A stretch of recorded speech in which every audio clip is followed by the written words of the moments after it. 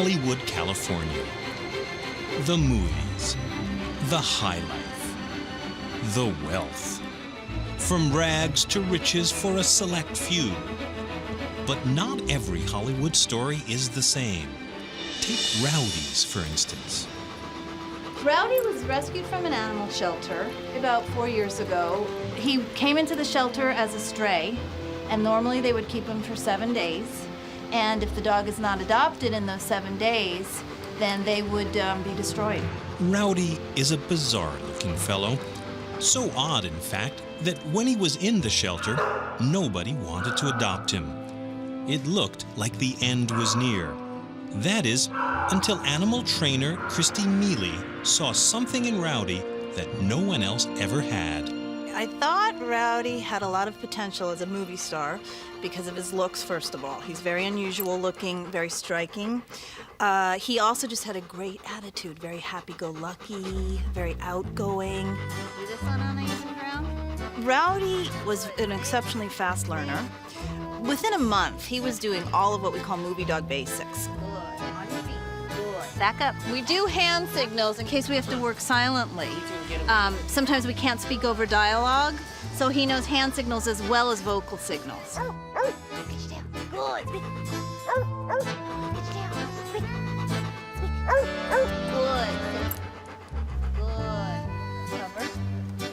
So smart, so charming, so well-trained. Why wasn't the phone ringing? Could it be his looks? The truth was, even with all his training, Rowdy was never going to be just another pretty face. He was almost too unique looking. The eyes, the markings, people thought they were, I think, too much, even though he was very well trained. But neither Rowdy nor Christy gave up. They went to auditions, they schmoozed, they did a couple of commercials. Not enough work to keep them in dog biscuits. Then they got a break. Nickelodeon, a cable channel for kids, was looking for a dog. Producer Tommy Lynch led the search. I needed a dog that would become the Nickelodeon dog. And the best description I ever had of Nickelodeon was it was pizza for kids. It was everything mixed together, so I wanted to find a dog like that. Rowdy got the part, and what a part. He became the star of 100 Deeds for Eddie McDowd. 100 Deeds for Eddie McDowd is about a boy who was a 15-year-old boy who was the meanest boy in town. He was the bully that we all knew. And one day, he turned into a dog, and he has to do 100 good deeds before he could become a boy again. Funny looks, weird face, what are you talking about? This dog's beautiful, beautiful. He became the right dog because of his eyes. He has these incredibly good eyes that stare at you, and they have knowledge in them, and he has a sensitivity. He always was watching everything that was going on. Rowdy's face worked for Nickelodeon, especially since it was going to have to do some extraordinary things. A dog's gotta do what a dog's gotta do. I needed kids to really feel like this dog was really talking and really alive. Being a star is hard work for Rowdy and his two trainers, Christy and Tom. Rowdy has had to learn something that every actor needs to know, how to go to where the cameras will have him in focus. It's called finding your mark. These are some plastic leaves that we have glued together, and then I put tape on that backside to hold it in place. We call this a mark, and it's got a scent that Rowdy knows, so he smells it among all the other leaves and grass. Basically, what he has to do is start in one area, then I'm going to show him the second mark. Good, stay, good, good. And then he has to go back to the other one. Go, mark. Good, stay, good. And this means good, so he knows that he did it correctly. This is just dog kibble. I have to gauge what I'm using by what he's doing. Kibble is fine for quiet stuff. I bring out better treats when he has to look really excited or crazy because he can't think sometimes if it's too good. It would be like waving a $1,000 bill in front of our faces. Is he standing or sitting? He was not very good in the beginning at being on sets. Things frightened him. Loud things banging, just things moving behind him. And of course, he had to learn to not be afraid of things like that and to focus on the trainer and trust. I would set up situations where I would be working him and making a very positive situation, but I would have someone gradually start making noise and then getting it louder and louder and louder until he was conditioned to ignore it. The life of a TV star isn't all puppy chow and doing lunch. There's work to be done. Each episode has a different set of challenges, like getting used to a scary prop. You know, this is the second session on this net. We're starting out kind of simply here because we want him to like the net. We don't want it to be negative. So basically we would first just put it over his back and let him know that it's okay. Good. Because you see a scene in a movie where a dog gets netted. How do they do that? That looks so cruel. Well, basically if you teach him that the net is not a bad thing, stay, good, and he gets rewarded for it, then he'll think the net is just fine. Good, stay. Good. Speak. Speak. Good. Speak. Good. So then it looks like he's struggling. This is simple. This is simple. But once they lay in sound effects, it's gonna look horrible. Remember, Rowdy's a talking dog. Although instead of having to learn his lines, Rowdy's had to learn to keep his mouth shut so that a computer can make his mouth move. So I ask him to hold his little stick. Ready? Hold it. Good. Stay. Hold it. Stay. Stay. Good. Stay. Mark. Hold it. Stay. Good. Rowdy the master makes it look easy. He can keep his lips sealed, find his mark, and turn in the right direction. All this for a piece of kibble. There must be more to life than kibble. And then when he's very good, all right, he gets to play with his ball.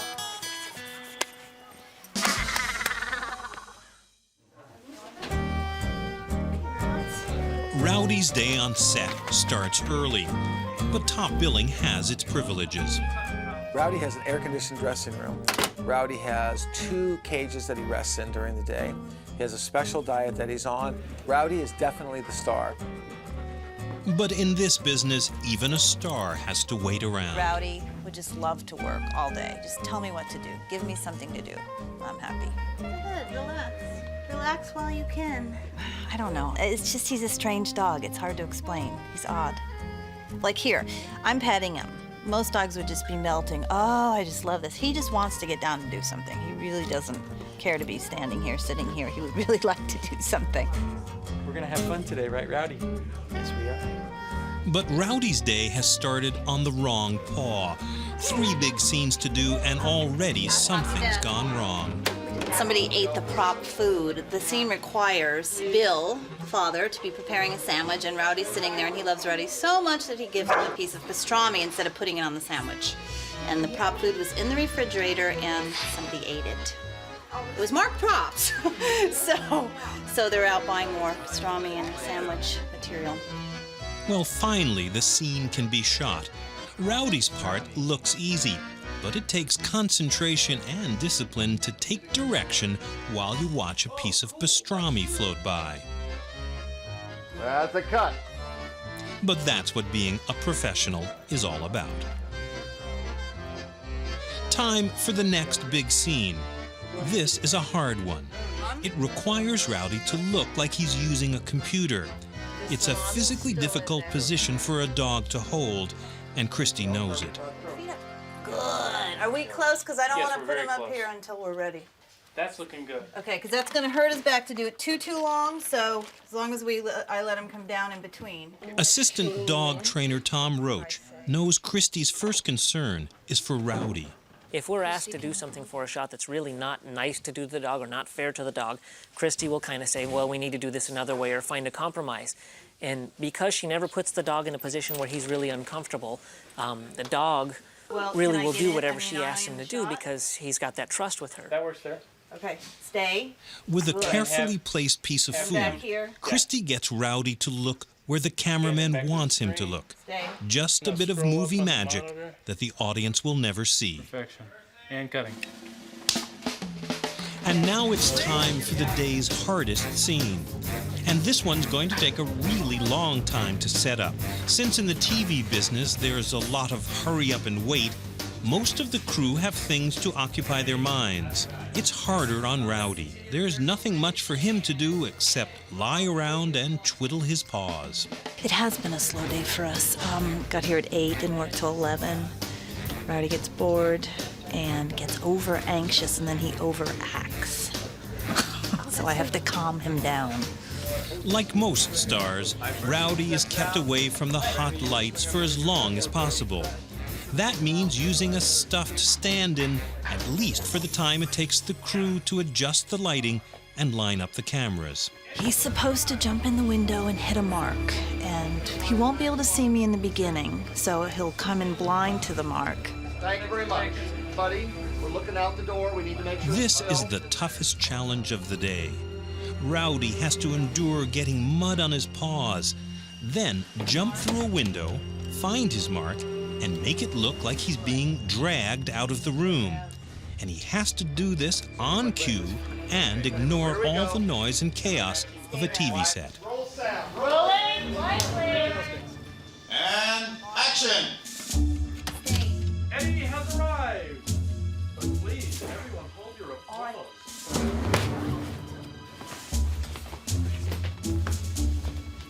That's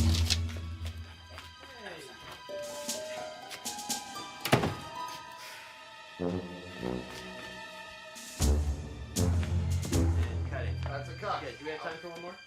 The take wasn't perfect. Rowdy didn't struggle enough when he was being dragged out.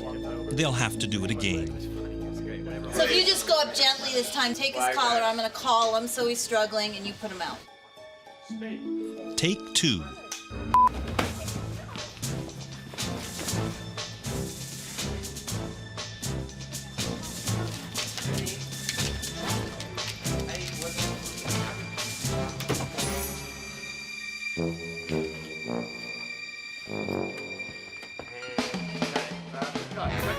Perfectly done. Such a pro. Working with Rowdy is working with Hollywood's finest. Rowdy is basically, he's a champ, but he always shows up on time, he hits his marks, and he knows his lines. Not bad for the ugly dog who nobody wanted. Rowdy proves that even in Hollywood, looks aren't everything.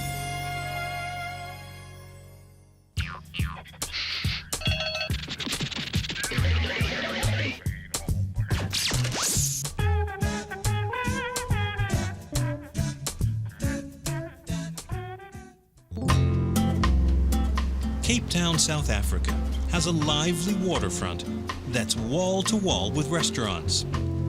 And Heidi's beats the competition with a highly unusual employee. Wizard, the friendly, charming, and hairy maitre d' attracts the customers and then sees to their needs. Wizard works for Heidi Vollmer, the owner of Heidi's Cafe. After a car accident, Heidi was paralyzed from the waist down. She got Wizard as a service dog. As it turns out, his skills go far beyond straight service. Not many dogs can carry food without a sniff or taste. This golden retriever will indeed retrieve for Heidi. He uses his nose and teeth in ways that would seem impossible to lesser dogs and to skeptical humans. Wizard was just what Heidi needed. Once you lose your feet and your legs, you need an extra helping hand, and that's what Wizard is. He loves to be of assistance when I'm going around my daily rounds, going to the post office. At home, he's the housekeeper. Wizard works all day, all night with me. Having a service dog means you have a dog on call 24 hours a day. Good boy, thank you. Wizard helps Heidi keep her strength up by doing what may appear to be small, easy tasks, unless you're reaching from a wheelchair. Wizard's the star boy at doing the washing. He'll get every last pair of socks or underpants, whatever's stuck in the bottom of the washing machine. Heidi got Wizard when he was 18 months old. He'd already had his 6 months of service dog training, and he immediately was able to fill Heidi's needs.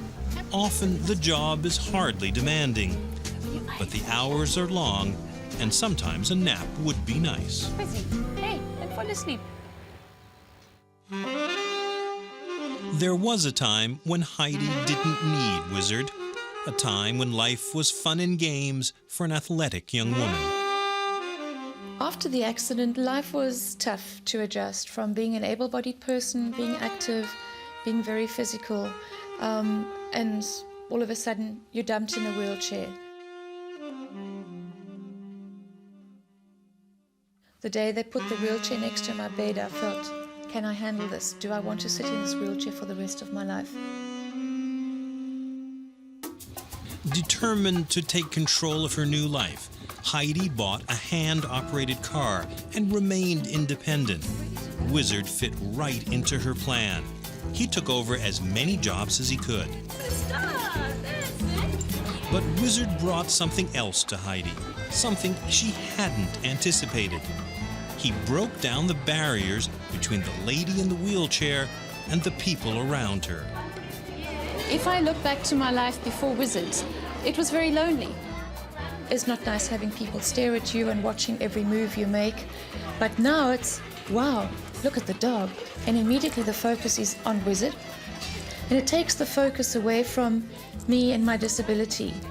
Heidi has discovered how an animal opens life up. Wizard's a magnet for people and a conversation starter. Heidi also found another dimension to Wizard's abilities. Sure, he helps Heidi get around, but he also gives her unconditional acceptance and love. Wizard backs me up emotionally. If I have an off day where I'm feeling low or down or miserable, he's there for me and he feels for me. I've had my caffeine kick for the day. The relationship I have with Wizard is totally unique and special.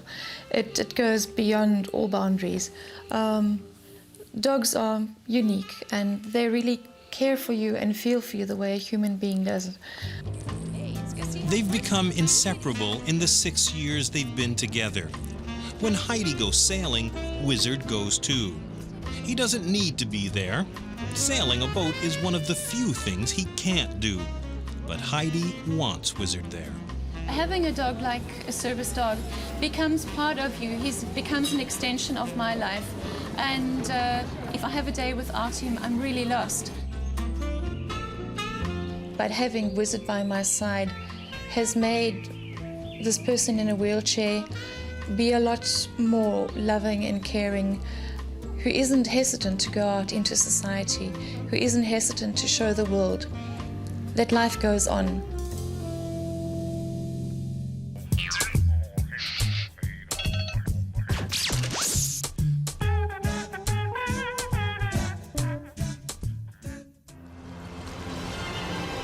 San Francisco Bay landmarks, Alcatraz, the beautiful skyline, the Golden Gate Bridge. Now they're joined by a pair of new attractions, the baseball stadium and Rio, the amazing baseball retriever. Welcome to Pacific Bell Park, the new home of your San Francisco Giants. There's the California sun, there's the California fun, and of course, there are always plenty of dogs. Hot dogs, and the four-footed variety as well. These dogs are here precisely because the stadium is so close to water. No, they don't play ball, they go and fetch them. Because at this baseball stadium, if a batter really gets a piece of the ball, it ends up in the drink. And that's where this crack brigade of Portuguese water dogs comes in. These dogs just love to jump in the water. Not yet had a chance to see our Portuguese water dogs in San Franciscans pride themselves in being very unorthodox and doing unusual things. So this was a perfect fit with that, and it's a lot of fun. The dogs are part of BARC, which stands for Baseball Aquatic Retriever Corps. Rio is the captain of the team. He works with his owner, Pam Marcus. I don't think Rio realized how popular he is. I think he just enjoys being out here. He likes the attention that fans give him. Rio comes by his swimming naturally. The Portuguese water dog was bred to help fishermen with their nets and gear, until they got replaced by fancier equipment.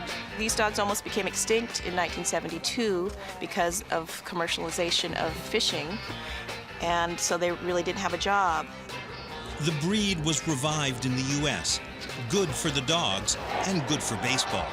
But all this isn't just to save baseballs or please the fans. Rio and his team are helping out their fellow animals. They're raising money for Pets in Need, a Bay Area animal shelter. And since there aren't that many out-of-the-park homers, there's lots of time to do charity work. People seem happy to pay $5 to throw a baseball and then watch as Rio and his team expertly fetch them back out. And it's all working very well. The Bark team has made Pets in Need famous in the Bay Area. They've managed to double their adoptions every month since the program started. Baseball is mostly a waiting game, but every so often, a batter squares off and just whacks that ball. And then it's showtime for Rio and his team as they plunge into action.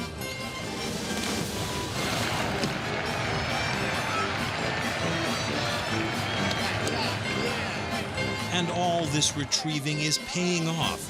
A hefty check for $5,000 is donated by the San Francisco Giants, thanks to Rio and the Bark team.